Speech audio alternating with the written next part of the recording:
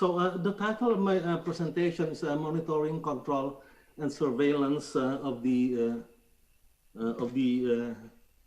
fisheries in the Northwest Atlantic. It's international practices and the NAFO experience. And let me start with the UNCLOS of 1982, 3 articles here. Articles 116, the right to fish in the high seas. Article 117, the duties of the states to cooperate in the conservation and management of living resources in the high seas. And Article 118, states to cooperate to establish regional fisheries organizations to conduct this conservation and management.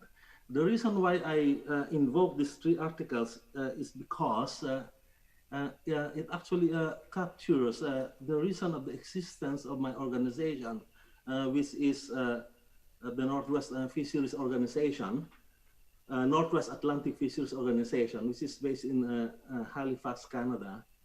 And it does it is an organization that do international cooperation in fishery science and fisheries management, and it manages the fisheries in international waters, and that is beyond the EEZ of the coastal states, and those are the areas beyond national jurisdictions.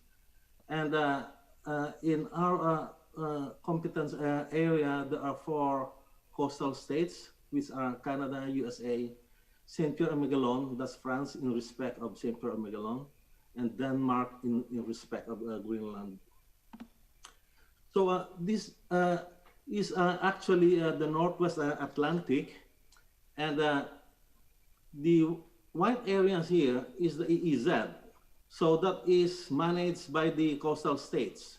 So the area of competence of our organization is the international waters. This is this blue area here. And the fisheries here is mainly bottom trawling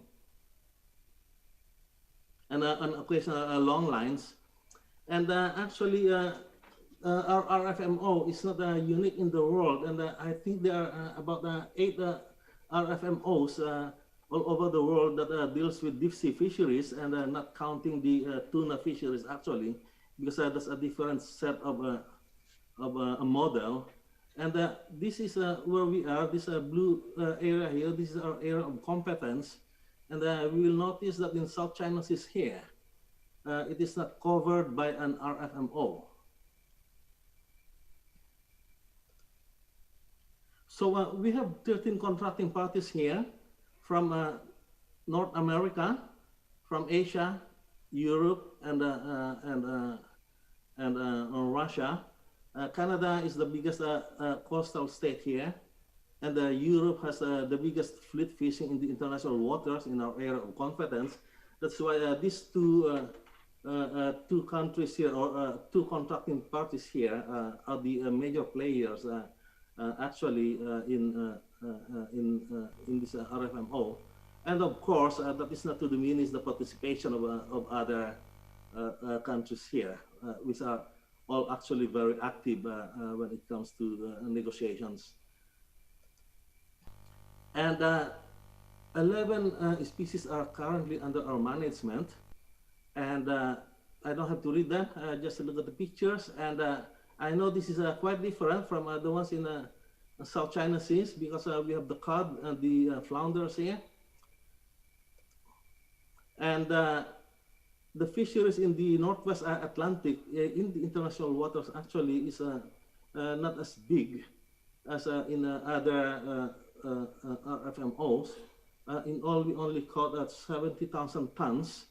And there are 47 big vessels that is applying the area.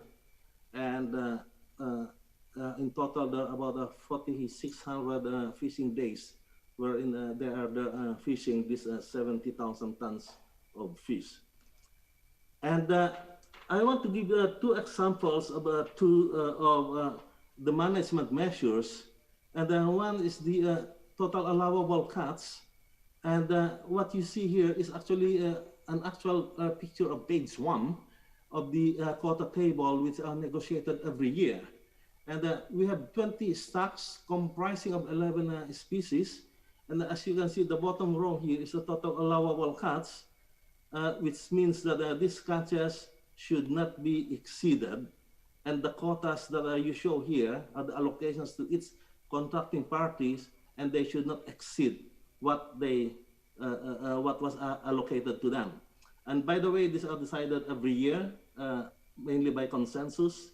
And this was actually decided only 2 months ago when we had an annual meeting via a virtual meeting, actually. And another example of a conservation measure is the closed area to protect the vulnerable marine ecosystems. And right now we have 15 closed areas of coral, sea plants, and sponges, 6 seamount areas, and another special area here of a high concentration of corals, actually, which extends to the exclusive economic zone of Canada. So these are the 2 major examples of the conservation measures that we have. And actually, this is quite useless if they are not enforced. So that is why we have this monitoring, control, and surveillance tools. And this actually is the main substance of my presentation here, is to share with you on how we are doing this. So the bullet points here that you see are the tools that we have. First, we have the vessel registry and the authorization to fish, the vessel monitoring system, a joint inspection and surveillance scheme, catch reporting systems, port control measures, which is aligned with the FAO port control port state measures, and a scheme to prevent, deter, and eliminate IUU, and we have observers recording catches and activities of the fishing vessels. So these are our tools that we have, and for our vessel monitoring system, it's not only the position that is actually reported to us, but also the daily catches, the catches on board upon entry, and then the daily catch reports, the transshipments, and the catch on boards upon exit. Sorry, Dr. Ferizon, you're already 2 minutes over your time, so please try to close because we are over your time. Sorry, thank you so much. Okay, good. So we have the ATSI joint surveillance, and the pictures here are actual pictures, and that we are actually doing it, and the port control measures, and the catch reporting requirements. There are 5 sources of catches actually, which we cross-verify with each other, and we have 3 secure websites that actually facilitate the communications between the stakeholders and the inspectors, and the annual compliance review, which actually evaluates the reporting obligations of all stakeholders. And all of these actually are all being done so that the management measures and the enforcement measures are actually being implemented. And here are some of the actual things that we are doing. But in conclusion, actually, our management decisions are by consensus and are science-based and binding. And those are the best practices that we have in the ABNJ. And it is hoped that it may inform in the development of a suitable model for international fisheries management in South China Seas. And thank you very much. Thank you so much, Dr. Ferizon. I think it was very interesting to hear your best practices you're using in Northwest Atlantic Fishery Organization. The idea that you have a science-based binding measures by consensus, of course, can be very interesting also in other parts of the world. Now I'll give the floor to Professor Stig Tonnesson, and then Dr. Ichishi. Please try to keep your 7-minute time because we are a bit short on time. Professor Tonnesson, the floor is yours. Thank you very much.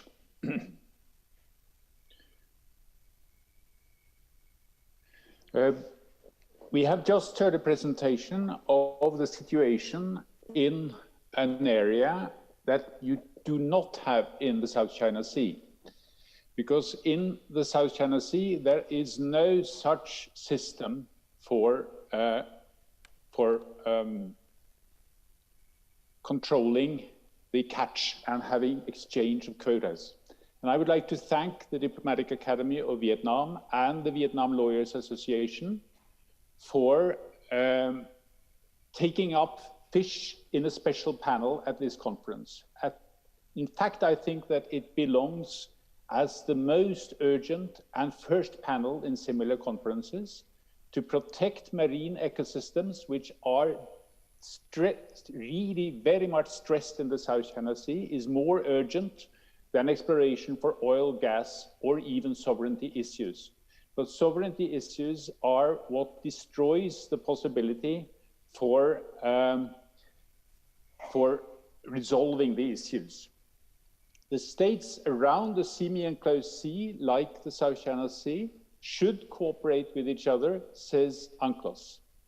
This is a responsibility for all countries concerned, but in the South China Sea, it's a special responsibility for China as the country that has the largest fishing fleet, the greatest number of fish eaters, and also the greatest capacity to enforce. But China cannot enforce protection of the marine ecosystems itself. It must cooperate with the other countries around the South China Sea. And I would emphasize that the fish cannot wait for a big agreement. Most proposals for resolving the fishery crisis in the South China Sea, where the amount of catch is also soon going to go down, where the big species have disappeared, and where the coastal fishing is depleted, so fishermen have to go further and further away from the sea. Most proposals for how to resolve it are for constructing a kind of multilateral agreement for the whole South China Sea, covering the sea as a whole. The prospect for arriving at such an agreement is so long that I think I would like to propose that one start in one area and then take one area after the others. And my suggestion is to then start with the waters around reefs and islands, because that's where the fish breed, that's where the fishermen can find the greatest amount of fish, so that's also where we today have the greatest amount of conflict. And in doing this, I think it's possible to seek inspiration, not only from areas far away from the South China Sea, but also from close waters, and even the Tonkin Gulf, where China and Vietnam have been able to arrive at a fishery agreement in 2000. It expired last year, was extended by 1 year, and is now under negotiation with some difficulty because of the pandemic. But this agreement has ensured also joint inspection by Chinese and Vietnamese coast guards in order to monitor the quota agreement. My suggestion is that on a bilateral basis, perhaps a trilateral basis in some cases, countries could initiate quota systems around islands within their territorial sea. And this could even be done around disputed islands without any prejudice for the sovereignty issue. Let me suggest that the Philippines and China could do this around Scarborough Shoal, institute a joint management regime, invite perhaps Taiwanese fishermen and Vietnamese fishermen to get part of the quotas, negotiate systems similar to the ones that we heard now explained in the first introduction, and that China and Vietnam could do the same thing in the paracels. And one thing that helps this is that this is actually possible to do on the basis of the Law of the Sea Convention. Many of us have heard about China's claim to historical rights in most of the South China Sea and how the arbitral tribunal ruled that such historical rights do not exist. But the arbitral tribunal also recognized that historical rights may exist in the 12 nautical mile territorial sea of islands. These 12 nautical mile territorial seas have systems that date from before UNCLOS and are therefore open to historical rights. And the arbitral tribunal ruled that such historical rights exist around Scarborough Shoal. This could definitely the case also for the paracels, where Vietnamese and Hainanese fishermen have been fishing for centuries. So China and Vietnam might be able to negotiate an agreement on fisheries around paracels without any prejudice for the sovereignty disputes. If Philippines and China could do this for Scarborough Shoal, if Vietnam and China could do it for the paracels, then also countries could do it for one Spratly Island after each other. So the countries that occupy Spratly Islands are responsible under UNCLOS 1, 2, 3 to invite other countries to establish together with them a joint management zone where they have historical rights. So this is my proposal for a piecemeal approach to resolving the deep, deep crisis for fisheries in the South China Sea. Thank you very much. Thank you, Professor Thomson, for your perfect management of your time and also for a very interesting proposal. I think this piecemeal approach, step-by-step approach can resound very well, and I agree with you that, of course, the prospects of a bigger, larger agreement are much more difficult, so it could be a good idea. We're going to listen now to Dr. Ichi Shi, Assistant Professor at National Cheng Kung University in Taiwan. Please, Dr. Ichi Shi, you have the floor.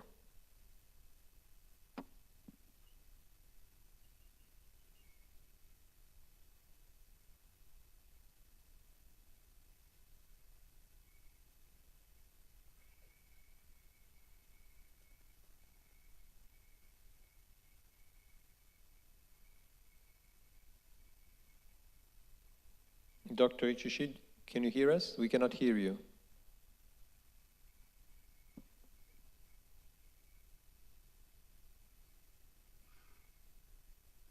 My presentation, can you hear me?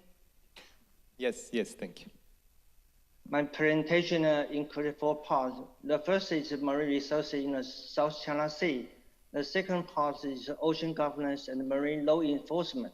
The third is international cooperation in the South China Sea. The last is responsibility in the South China Sea community. First, we introduce the South China Sea. It's one of the most biodiversity marine environment in the world. According to research, there are around 3,000 species of fish in the South China Sea. So the South China Sea provides enormous fishery resources for the countries in the region. The South China Sea is also one of the most important fishing grounds for the country in the region. It contributes over 10% of the global fishing catch and provide directly employment for the millions of fishers from the region. But unfortunately, the region is facing a fishing crisis due to the illegal, unregulated, and unreported fishing, overfishing, etc. Also, the Taiwan was listed in the yellow color warming list by the European Union in 2015. So the Taiwan government revised the related regulation on offshore fishery. In response to EU's demand, the Fishery Agency in Taiwan in 2016 also amended 3 related acts, such as the Act for Distance Water Fishery, the Act to govern investment in the operation of foreign flag fishing vessels, and the Fishing Act. The purpose of this act is to ensure the conservation of marine fishery resources, threaten distant water fishery management, curb IUU fishing, and improve the traceability of catch and fishery product. So Taiwan was removed from the EU list of cooperation in the fight against IUU fishing. The degradation of the fishery resources in the South China Sea has been reported, and the call for international cooperation through establishing the international or bilateral organization was frequently made in recent years. Fishery management approach such as MPA or the Regional Fishery Management Organization. And also, we mentioned about the ocean governance and the marine law enforcement. The international community have tried to provide the framework for ocean governance through the region of the law of the sea. At the regional level, the formal regional fishery institutes such as the Regional Fishery Management Organization, which govern the South China Sea fishery, are still lacking. This is the case sharing for Taiwan and the Philippines. It's 2013 in fishery accident, Guangdaxin 28 incident. After this case, Taiwan and Philippines conclude the agreement concerning the facilitation of cooperation on law enforcement in fishery. The mechanism includes enhanced law enforcement notification mechanism and establish the communication hotline, prompt release the detained crews and vessel. In the same pace, the Taiwanese vessel through the Philippines water and share the fishery information and joint prevention of IUU fishing. Also creating a greater stability within the fishing industry and share the fishing resources. Also, the international cooperation in South China Sea. Taiwan established the Ocean Affairs Council. It is the central administration under the executive yuan that was established by the government on 2018. In addition, the countries in the South China Sea could sign a memorandum of cooperation for bilateral or multiple cooperation on marine pollution, marine resources research, or marine conservation, etc. In the coming future, can establish the platform where meaningful exchange and academic cooperation can be facilitated through active discussion and try to rise the significant role. The responsibility in South China Sea community. The South China Sea Conference is one of the platforms for Taiwan participate in international discussion on the South China Sea issue. Based on our past experience, we can support the joint training program or technical, scientific or cooperation in the South China Sea region, such as the CNET. It means the Southeast Asian Network of Education and Training Program. The C1 is a network for education, or the marine research and the technology for marine debris in the South China Sea.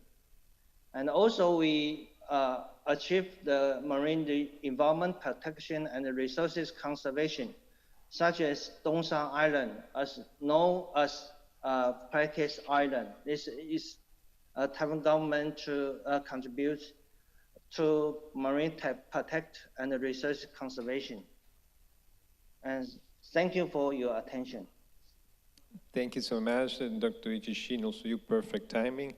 And I appreciate your idea of a common platform or joint training progress. I think something very concrete proposal. Now the floor is to Ms. Gilang Kembara, Researcher, Center for Strategic International Studies, Indonesia. Dr. Kembara, the floor is yours. Thank you very much, Ambassador. Good afternoon, Hanoi. It's very good to be at the 12th South China Sea International Conference. And I'm very honored and also yet humbled to be a part of the distinguished speakers within this session. And I'll try to keep my presentation within the time limit.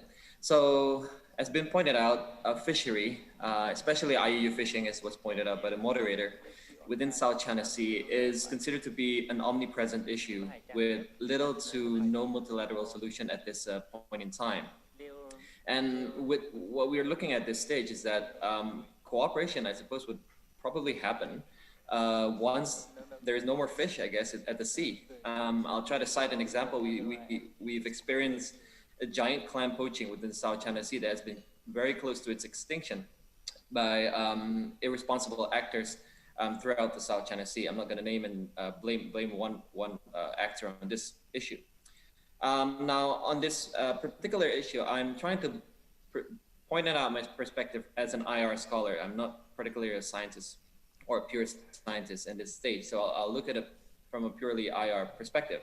And there are three suggestions or areas of cooperation that I may provide. Number one is that we'll look at the current condition and how we can bridge the trust between all actors, the research and surveillance in the area, and the last one is mechanism. So the first one, we understand that there is a trust deficit within South China Sea, and that fishery issue has always been touted as a possible conflict flashpoint.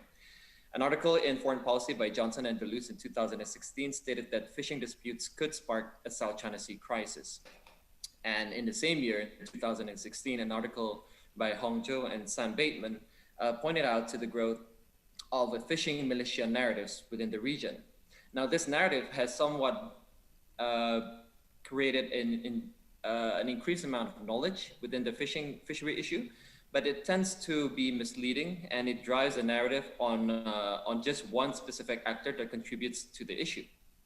And that the narrative somewhat led the states to link fishery incidents with highly sensitive military operations, which continues to lead to a decline of trust. Now, there's more than one incident, or at least there's more than one report, where it seems that military vessels, even from great power, are seemingly believe that fishing vessels from areas around the South China Sea possess a threat to their own livelihood or their existential position within the area. So within this, to manage the trust deficit, I would say that we need to lift the veil of securitization on fishery issue. Fishery is not a national existential threat. It's not simply that with this cause, the condition of a country are threatened to the very core. Secondly, in regards with research and surveillance, we need to conduct an assessment on the current condition of fish stocks and environment within the South China Sea. And now, Dr. Federizon had mentioned about the total allowable catches, and I believe that same study must be conducted within the area. We need to calculate the maximum sustainable yield, MSY, and also to set the total allowable catches within the area. Now, based on an article in 2001 by Wang Quanxiong, there are 4 data sets that are necessary to be assessed within this area. Number 1 is biological information, such as status of stocks. Number 2 is technical information, numbers and kinds of fishing vessels and gears within the areas that are being operated. A third one is economic information, so what are the trends in fish prices, fishermen income, etc. And the last one is social information. How many fishermen are there? How many transits they've conducted? What are the mobility of those fishermen? Now, this does not mean that we need to conduct joint development, not a call to do one, because joint development is purely commercial cooperation to generate profit. Well, this is a call for a more scientific endeavor. And the last one, my last point, is to finally construct a fishery mechanism, as being pointed out before. Now, ensuring compliance on quota allocation by establishing a regional fisheries management organization.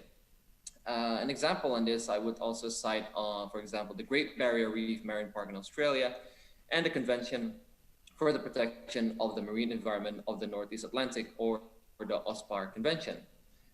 Such mechanism would not impose a total ban within the South China Sea area, but it somewhat would consist of a patchwork of tailored fishing zones. So you have areas where completely no fishing is allowed, and areas where partial fishings or a specific amount of species may be fished.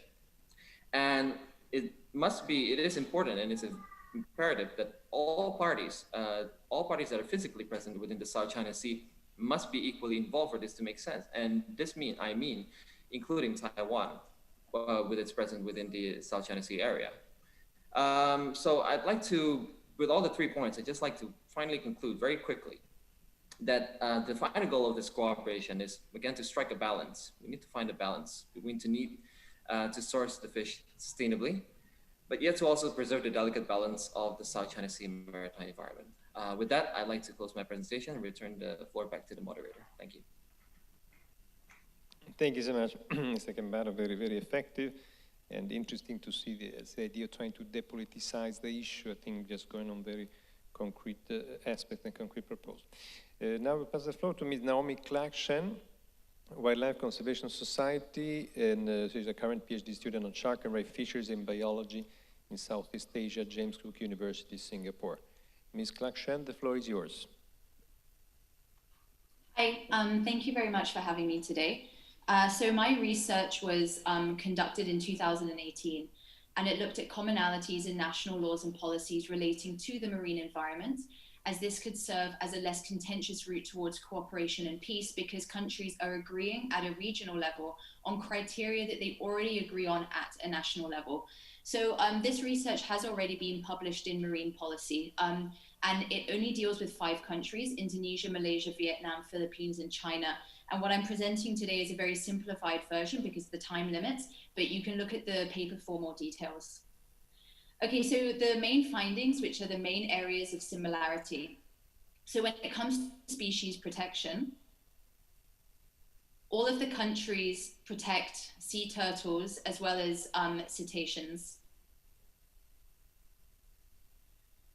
All countries have some form of protection for coral reefs, whether total protection or within marine parks.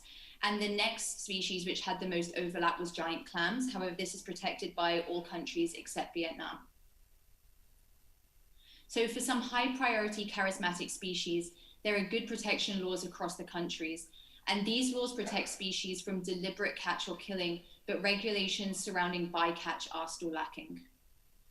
So when it comes to fishing methods, all countries prohibit the use of explosives, poisons, and electricity when fishing.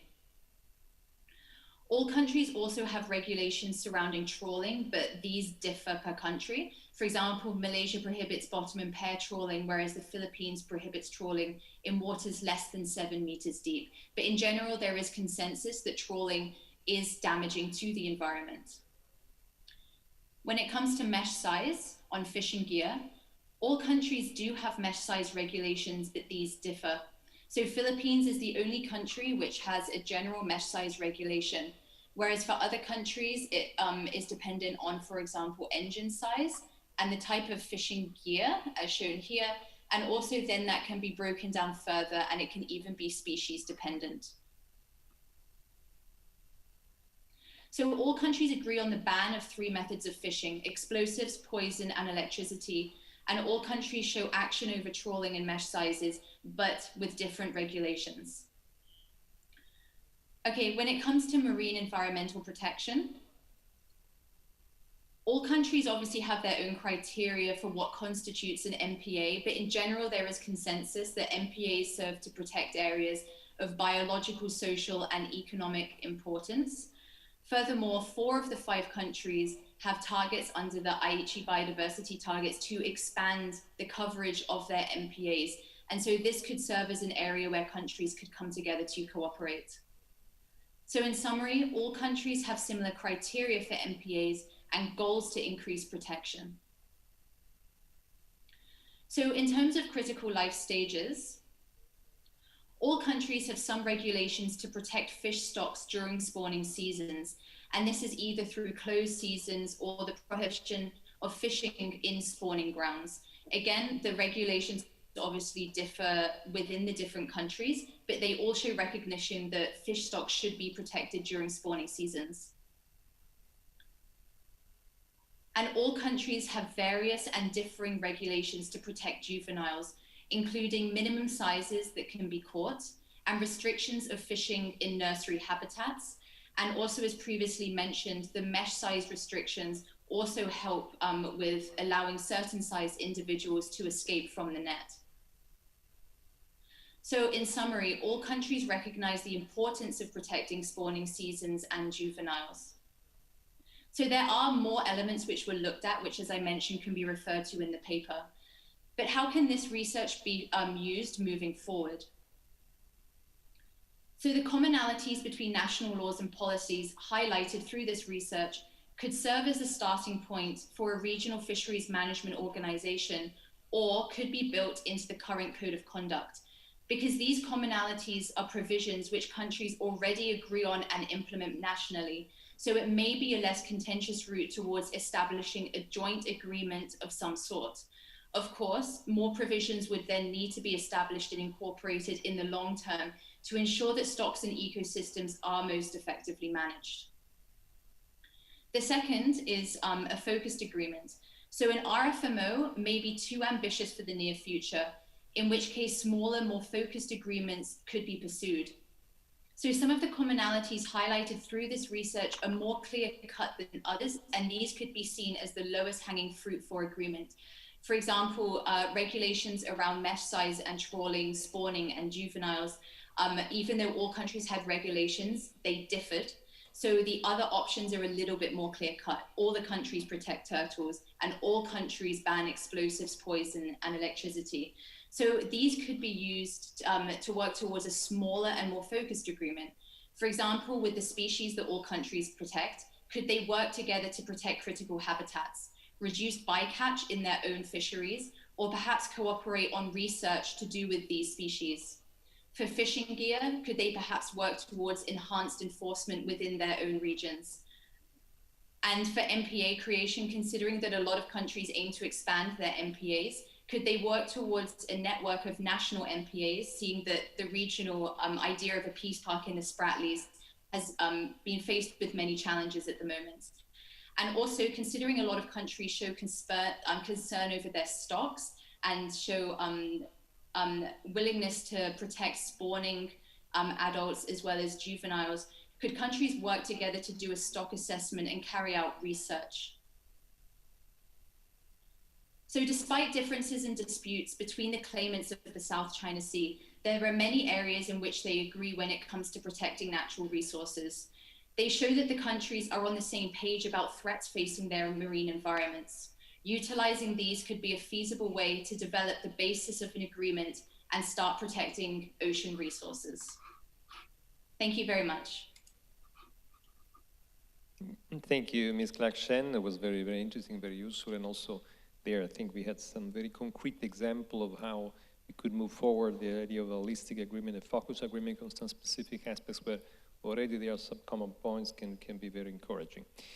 So the last speaker for today, we have Mr. Alex Douglas, Project Manager of the Center for Humanitarian Dialogue. Mr. Douglas, you have the floor.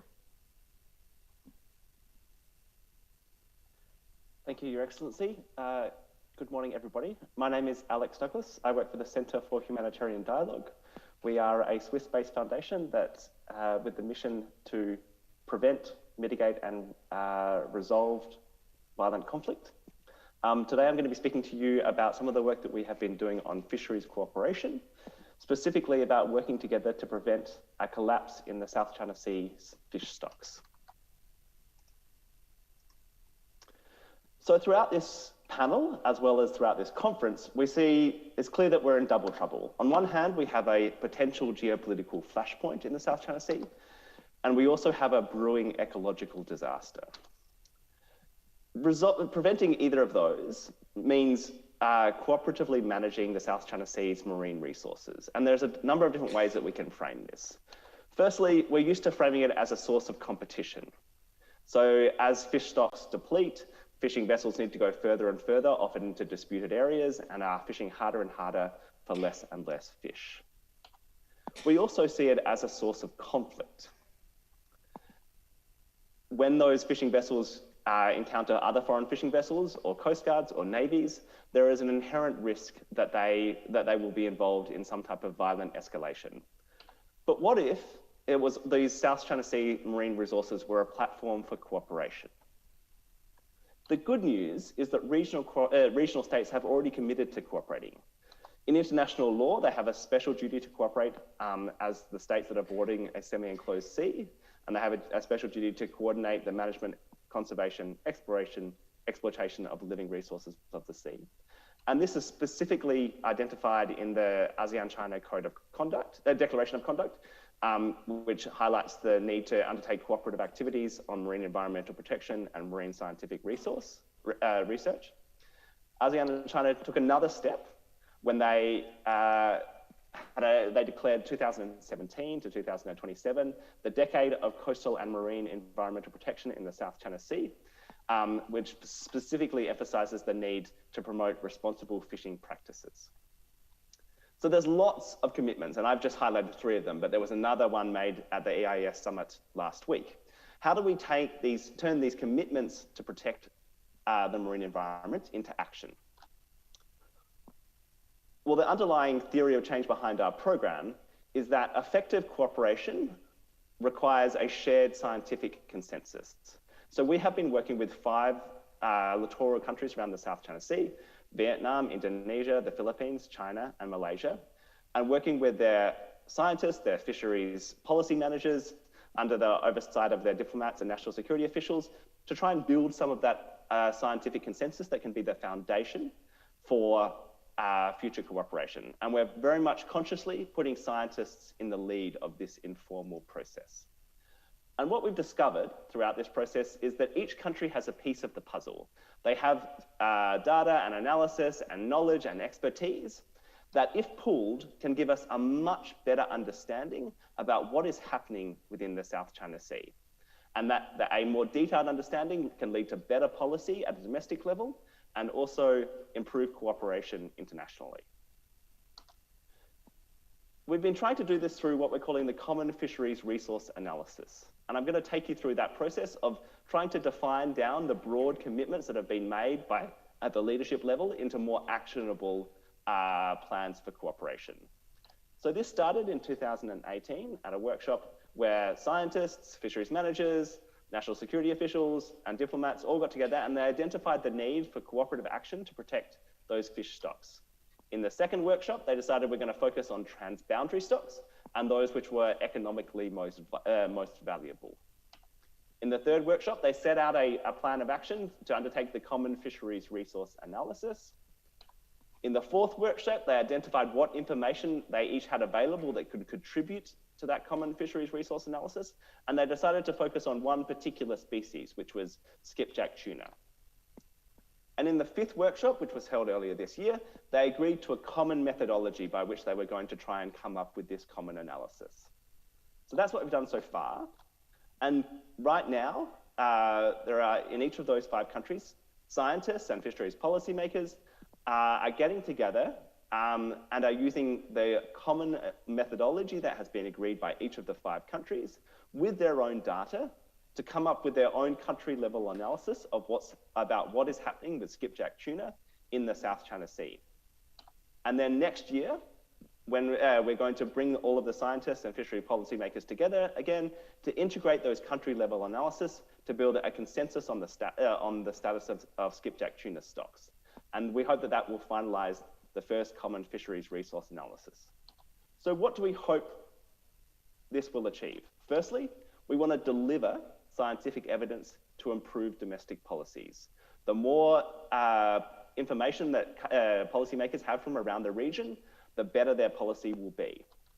We're going to develop the norms and standards for regional cooperation. So we're currently building a cohort of scientists from each of those 5 countries, which have an in-depth knowledge about a common methodology. And we hope that that can eventually develop into norms and standards for cooperation. And finally, we want to demonstrate the benefits of regional cooperation and potentially a regional scientific body. In the long term, as I said before, effective cooperation needs to be based on a sound scientific consensus. And we think that in the longer term, establishing some type of regional scientific body can help in building that consensus across the many diverse countries of the region. This is an open, voluntary, and participatory process. And if you are a scientist from any of those 5 countries, please get in touch. We'd love to have you involved. We're also happy to share more information about this to people throughout who are attending this conference. But I think what I would leave you with is saying what we've learned from this process is there is tremendous scientific capability in the region, and there is a strong willingness amongst fisheries policymakers and scientists to cooperate. They, more than anybody, know that protecting the marine environment in the South China Sea requires cooperation. I can also say that there is a growing understanding amongst governments of the region that this type of informal cooperation can not only protect the marine environment, it can also build the trust and build the norms of cooperation that can prevent violent conflict. Thank you very much. Thank you, Mr. Douglas. Very, very interesting, and I think also here the idea of a scientific consensus and scientific-based decisions is very relevant to our discussion today. So I think it's very, very good proposals. So before opening the floor for Q&A session, I would like to give the floor to 2 discussants, and they have 3 minutes each. The first one, Mr. Vu Hai Dang from the National University of Singapore, and then we'll have Leon Wei for Humanitarian Dialogue Center. Mr. Vu Hai Dang, you have the floor. Thanks, His Excellency. Can you hear me? Can you hear me? Yes, loud and clear. Thank you.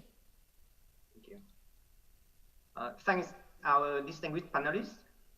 All our panelists and also many scholars seem to suggest the adoption of a new regional fishery management agreement in the South China Sea.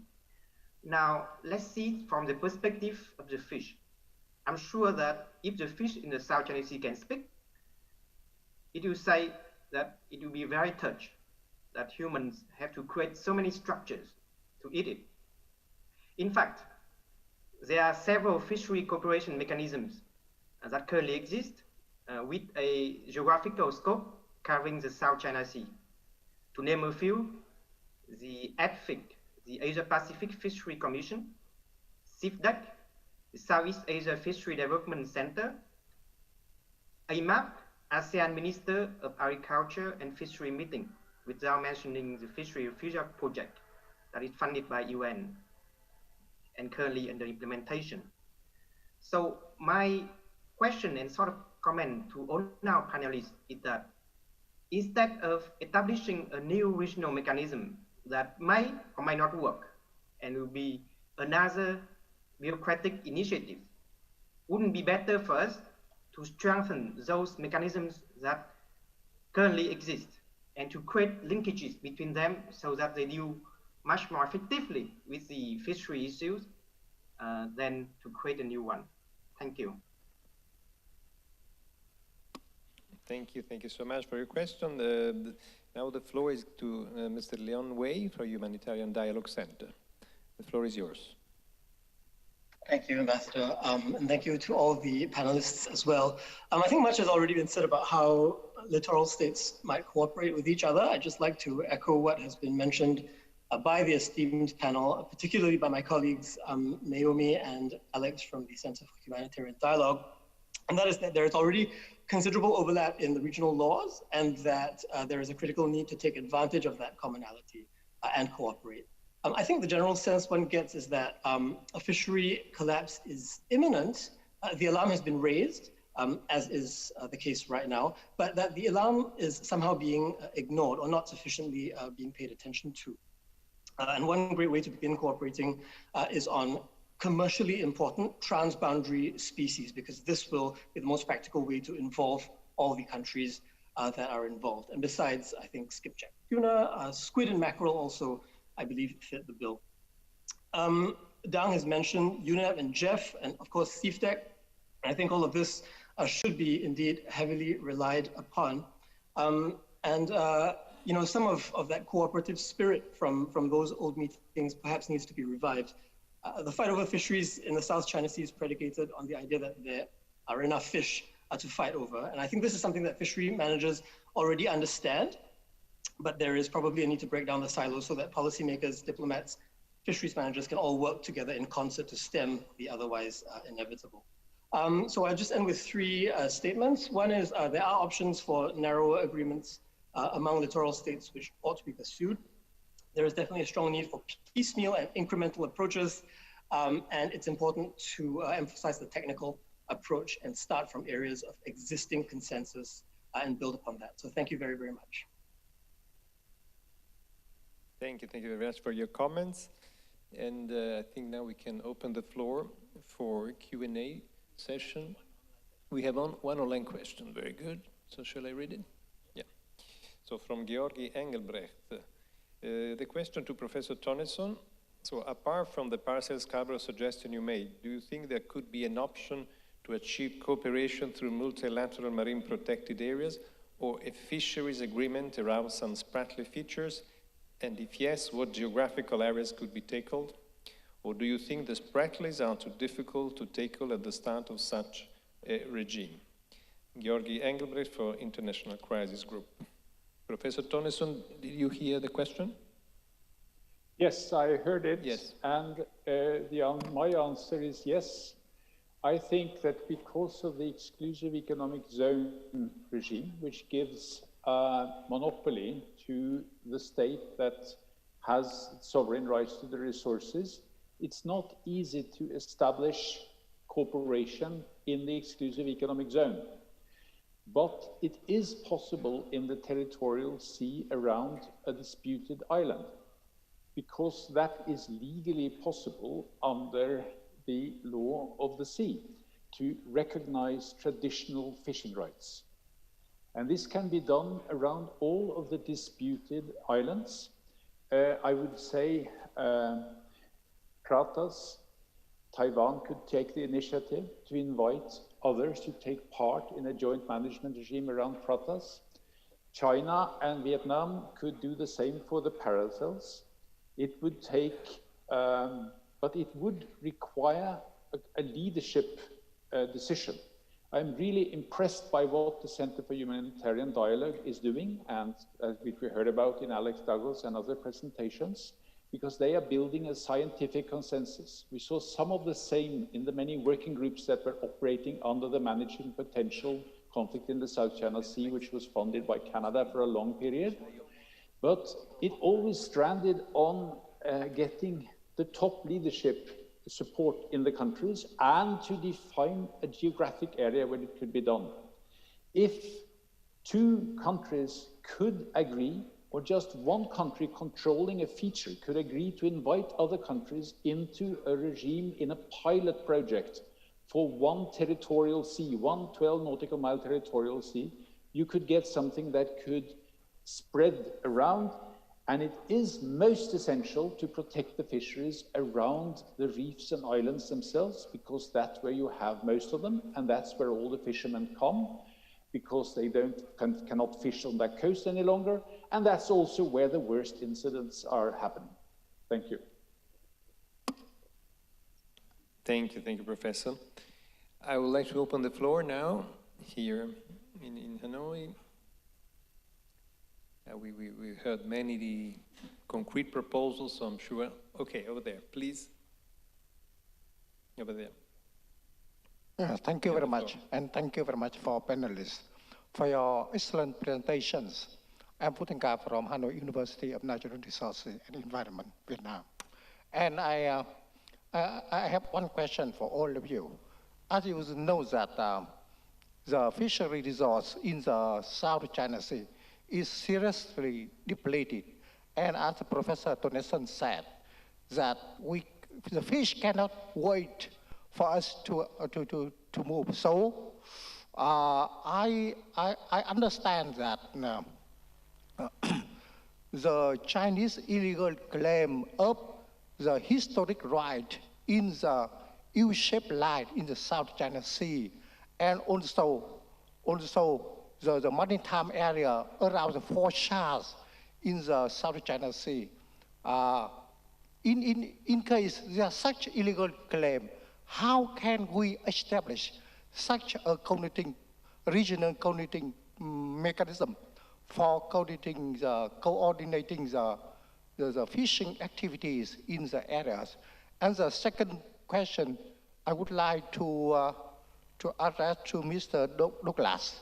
And in fact, I appreciate very much your results and presentation.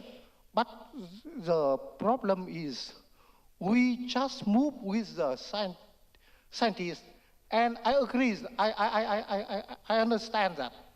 Scientists understand very well the importance of management of fishery resource in the South China Sea.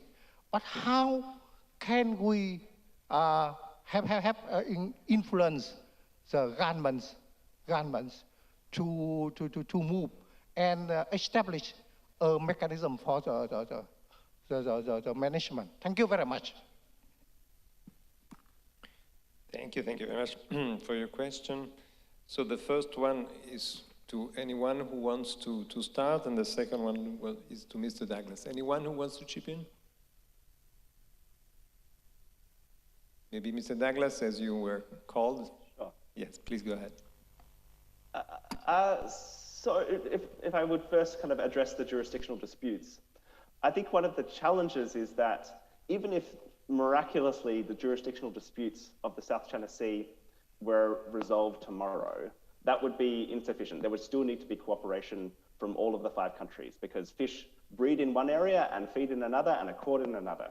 And so I would be very hesitant to say, okay, we just need to resolve the jurisdictional disputes before we take action on protecting fish stocks.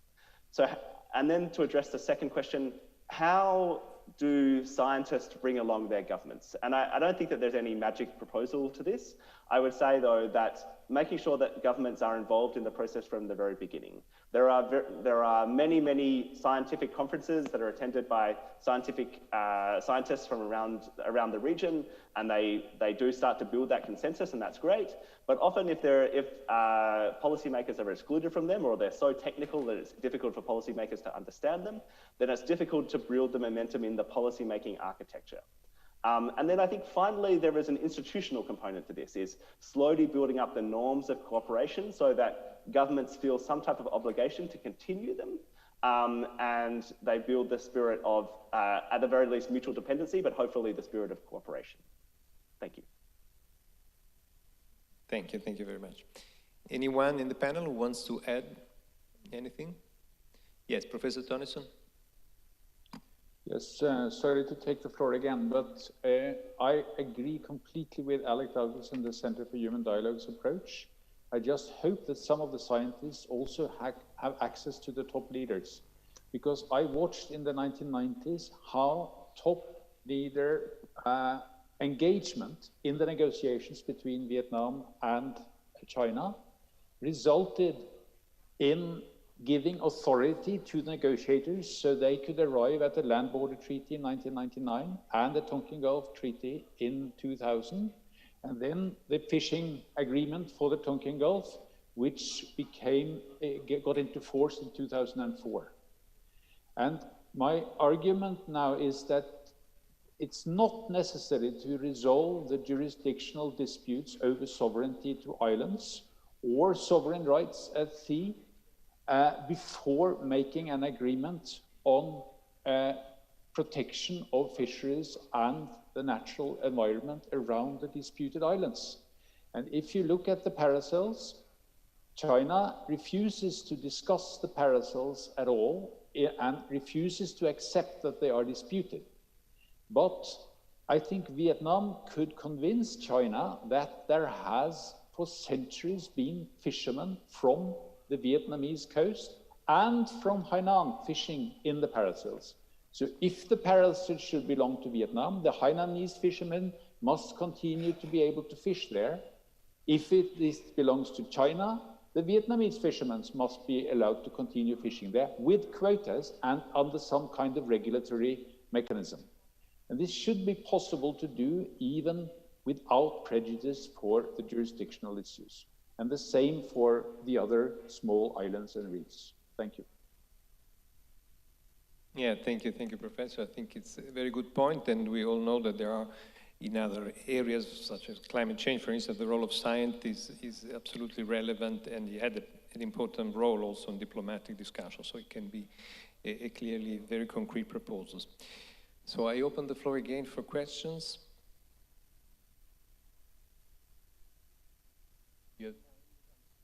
Naomi, sorry. Ms. Naomi, want to say something, Ms. Naomi Clarkson?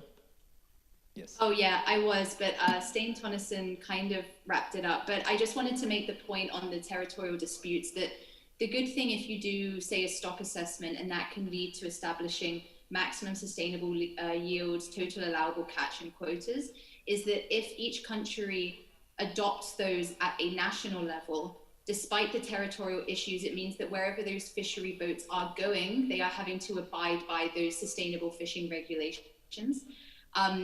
So in that sense, at least the fish stocks are being protected until the territorial disputes can be put aside. Yeah. Thank you very much. We still, I think we're already very tight on time, but if there is an urgent question, we can still try to address it. It seems we are more for lunch. So I think we can almost close if nobody else is intervening. I think there are many takeaways from this session. It was extremely interesting. I think we had quite a number of very concrete ideas, concrete proposals, and I like the idea of trying to involve scientists much more and try to depoliticize the whole issue. I think fisheries can be discussed even without a large agreement. I think that's one of the main takeaways I will get from there. So I would like to thank all the panelists and people here in the audience. I think it was an excellent opportunity for exchange. I want to thank again the Diplomatic Academy of Vietnam, and all the best for your future discussion. Thank you so much. Thank you very much.